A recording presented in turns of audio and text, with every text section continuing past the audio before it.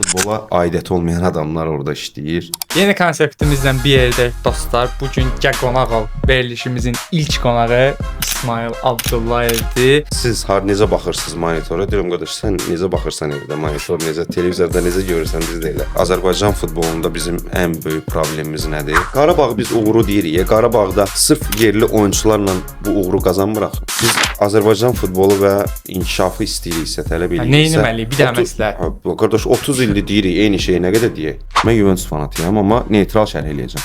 Galatasaray da qol vursun, eyni tərzdə reaksiya verəcəm. Necə ki elə də oldu. Yaxşı məhdud söhbətini inanırsan. Bəs məsələn Fernando Santos pis vaxtında gəldi də. Yaxşı vaxtında. Fernando Santos ümumiyyətlə gəlməli deyil. Papastatopoulos. Və yenə səhv edirəm. Georgios Papastatopoulos. Cemaili, ay, Cemaili deyəndə özümü də gic gülməyə tutdu. Mən nə dedim də yəni.